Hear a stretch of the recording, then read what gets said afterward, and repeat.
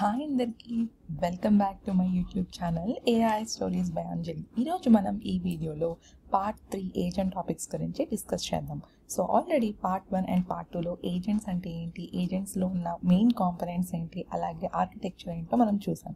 So ఇప్పుడు మనము ఏజెంట్స్లో data stores అంటే ఏంటి, టార్గెటెడ్ లెర్నింగ్ అంటే ఏంటి, ఇంకా డిఫరెంట్ ఎన్వైరన్మెంట్స్ గురించి డిస్కస్ చేద్దాం. సో ఇవన్నీ మన బేసిక్స్ అనమాట. సో ఈ బేసిక్స్ మనము ఇంట్రడక్షన్ లాగా ఏజెంట్స్కి 3 వీడియోస్ అనేది మనం పెట్టడం జరిగింది. సో ఎవరైతే పార్ట్ 1 అండ్ పార్ట్ 2 చూడలేదో ఒకసారి వెళ్ళి చెక్అవుట్ చేయండి. సో అందుకన్నా ముందు ఎవరైనా మన ఛానల్ని ఫస్ట్ టైం చూసినట్లయితే లైక్ చేసి, షేర్ చేసి, సబ్స్క్రైబ్ చేసుకోవడం మర్చిపోకండి. అలాగే బెల్ ఐకాన్ని కూడా ట్యాప్ చేయండి. అండ్ ఎవరైతే నన్ను సపోర్ట్ చేస్తూ నన్ను ఎంకరేజ్ చేస్తున్నారో వాళ్ళందరికీ a big thank you. So వీడియోలోకి వెళ్ళిపోదాం. సో ఆల్రెడీ మనము ఏజెంట్స్ అంటే ఏంటో చూసాం. సో ఇప్పుడు మనము ఏజెంట్స్లో డేటా స్టోర్స్ అంటే ఏంటో చూద్దాం. సో బేసిక్గా డేటా స్టోర్స్ అంటే ఏంటంటే డేటా అనేది ఎక్కడ స్టోర్ అయ్యిద్ది అనే ఒక ప్లేస్ అనమాట. సో వాటిని డేటా స్టోర్స్ అని అంటాము. సో బేసిక్గా ఈ డేటా స్టోర్స్ అనేవి ఏంటంటే మన ఏజెంట్స్ యూజ్ చేసుకునే డేటా అనమాట.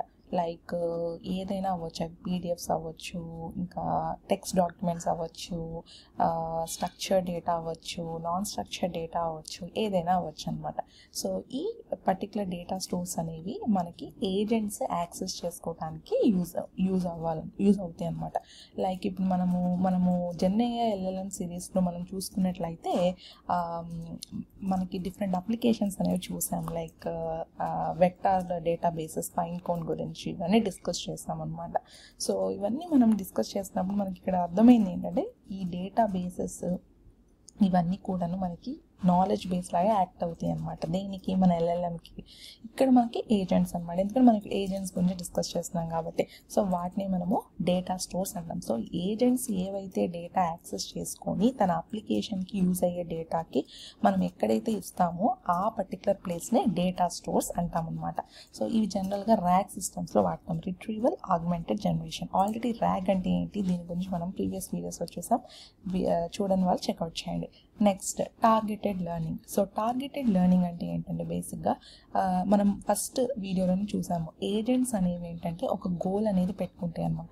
ఒక పర్టికులర్ టాస్క్ని అకంప్లిష్ చేయడానికి ఆ పర్టికులర్ టాస్క్ కోసము అవి కంటిన్యూస్గా వర్కౌట్ చేస్తాయి అనమాట. సో దాన్నే మనము టార్గెటెడ్ లెర్నింగ్ అంటాం. సో ఇక్కడ మనకి డిఫరెంట్ టైప్స్ ఉన్నాయన్నమాట. కాంటెక్చువల్ లెర్నింగ్లో దీన్ని అంటే context learning is nothing target learning. It's one type of target learning అనమాట. లైక్ రన్ టైమ్ని బేస్ చేసుకొని, అంటే ఆ సిచ్యువేషన్ బేస్ చేసుకొని, ఆ పర్టికులర్ క్వశ్చన్ని బేస్ చేసుకొని ఆన్సర్ ఇస్తాయి అనమాట. Next retrieval based learning, like memory retrieval అనమాట. సో రిట్రీవల్ బేస్డ్ లెర్నింగ్లో మనం ఏం చేస్తాము, మెమరీ అనేది ఇస్తామన్నమాట. అంటే ఒక కన్వర్సేషన్ కానీ ఒక సెట్ ఆఫ్ థింగ్స్ మనం జరుగుతున్నప్పుడు అది ఆ మెమరీని బేస్ చేసుకొని అది రిట్రీవ్ చేసుకొని దాని ప్రకారం అది ఆన్సర్ అనేది ఇస్తుంది అనమాట, మళ్ళీ రిఫర్ చేసుకొని. అండ్ థర్డ్ వచ్చేటప్పటికి ఫైన్ ట్యూనింగ్ అనమాట. అంటే ఏంటి, ఏదైతే మనం డెవలప్ చేస్తామో దాన్ని ఇంకా ఫైన్ ట్యూన్ చేసుకొని కస్టమైజేషన్ అనేది చేసుకుంటాం అనమాట మన అప్లికేషన్ బిల్డ్ చేసుకోవడానికి. సో దీన్నే టార్గెటెడ్ లెర్నింగ్ అంటాం అనమాట. సో ఇవి మనకి different types of targeted learning అనమాట. Next long chain agent example. So long chain అనేది ఒక ఫ్రేమ్వర్క్. ఆల్రెడీ మనం ఆ ఫ్రేమ్వర్క్ ఎందుకు వాడతాం ఇవన్నీ చూసాం. సో బేసిక్గా ఈ లాంగ్ చైన్ అనేది ఏజెంట్స్ని డెవలప్ చేయడానికి కూడా చాలా యూస్ఫుల్ అవుతుంది అనమాట. లేన్ గ్రాఫ్ అనే ఒక ఫ్రేమ్వర్క్ కూడా వాడతాం అనమాట, లైబ్రరీ కూడా వాడతాం అనమాట. సో ఈ ఏజెంట్స్ బేసిక్గా different types of tools use చేసుకొని డెవలప్ చేయొచ్చు. Like SERP API, Google places, ఇంకా డిఫరెంట్ ఉన్నాయి. ఈ రెండు పాపులర్ అనమాట. సో బేసిక్గా మనము ఈ టెక్నాలజీ డెవలప్ అయిన కాడ నుండి మనం ఒకటి గుర్తుపెట్టుకోవాల్సింది ఏంటంటే నో కోడ్ టూల్స్ ఇలాంటివి ఎక్కువ వచ్చేస్తున్నాయి అనమాట. Like you can directly develop the application without writing any code అనమాట. సో నువ్వు కోడ్ అనేది రాయకుండా డైరెక్ట్గా ఒక అప్లికేషన్, ఒక ఎన్వైర్న్మెంట్ని యూజ్ చేసుకొని ఒక జనరేటివ్ ఏఐ అప్లికేషన్ అనేది బిల్డ్ చేయొచ్చు అనమాట. ఇలా ఏజెంట్స్ కానీ ఇట్లా. సో బేసిక్గా ఏజెంట్స్ ఏం చేస్తాయి, ఒక ప్లాన్ వేసుకొని అవి ఎగ్జిక్యూట్ చేస్తాయి అనమాట. సో అది ఏం ఎగ్జిక్యూట్ చేయాలి అనేవి ఒక సిరీస్ ఆఫ్ స్టెప్స్ అనేవి ఉంటాయి అనమాట. బట్ దాని యొక్క ఎండ్ గోల్ అనేది రీచ్ అయ్యేంత వరకు ఈ సిరీస్ ఆఫ్ స్టెప్స్ అనేవి రిపీట్ చేస్తూ ఉంటాయి అనమాట.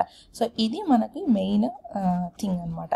Next vertex AI for production. So ఈ ఎన్వైరన్మెంట్ గురించి కంపల్సరీగా తెలుసుకోవాల్సి ఉంటుంది అనమాట. ఎందుకంటే జనరల్గా మనము ఏదైనా ఒక అప్లికేషన్ని డెవలప్ చేస్తున్నప్పుడు ఆ అప్లికేషన్ని ఎక్కడ డిప్లాయ్ చేస్తాము, ఎలా డిప్లాయ్ చేస్తాము, వాటిని యూజ్ చేసుకునే కస్టమర్స్ ఎంత ఈజీ యాక్సెసిబుల్ వేలో మనం దాన్ని అందిస్తాము అనేది చాలా ఇంపార్టెంట్.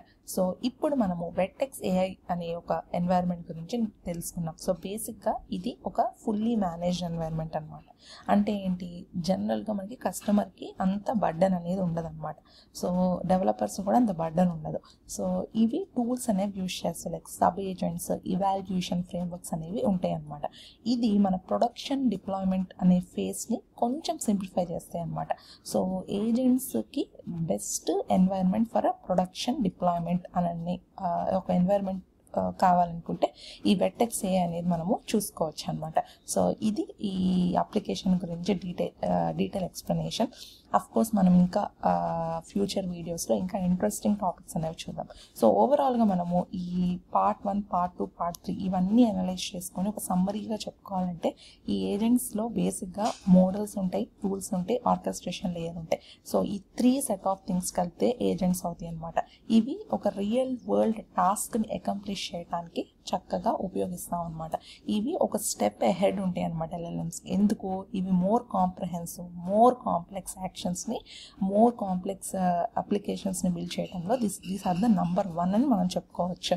అండ్ ఎప్పుడు కూడా దీనికి మంచి థాట్ఫుల్ అంటే innovative designs, thoughtful designs, testing అనేది కంపల్సరీగా అవసరం అనమాట. ఎందుకంటే ఈ ఏజెంట్స్ అనేవి సిరీస్ ఆఫ్ స్టెప్స్ అనేవి కలిగి ఉంటాయి అనమాట. ఒక పర్టికులర్ గోల్ని అది అచీవ్ చేయాలంటే ఈ సిరీస్ ఆఫ్ స్టెప్స్ అది ప్లాన్ చేసుకొని ఎగ్జిక్యూట్ చేసుకొని అవన్నిటిని రిపీట్ చేస్తూ ఆ లూప్ని రన్ చేస్తూ ఉంటుంది. ఎప్పటి వరకు, అంటిల్ అండ్ అన్లెస్ ఆ గోల్ని అచీవ్ చేసేంత వరకు. సో ఇది మనం ఈ ఏజెంట్స్ గురించి చెప్పుకోదగినవి. సో ఈ పార్ట్ 1, పార్ట్ 2, పార్ట్ 3 అనేవి ఇంట్రడక్షన్ టు ఏజెంట్స్ అనే ఒక బేసిక్ థింగ్స్ అనమాట. సో ఎవరైతే కనుక చూడలేదో పార్ట్ 1, పార్ట్ 2, పార్ట్ 3 మూడు చూడండి, మీకు డెఫినెట్గా అర్థమవుతుంది. సో ఇంకేమైనా డౌట్స్ ఉంటే కమెంట్ సెక్షన్లో కమెంట్ చేయండి. అండ్ ఫ్యూచర్లో ఇంకా ఏజెంట్స్ గురించి అండ్ ఇంకా జనరేటివ్ ఏఐ అండ్ ఎల్ఎల్ఎం సిరీస్లో మంచి మంచి టాపిక్స్ అనేవి మనం డిస్కస్ చేద్దాం. So thank you so much for watching this video. Thank you.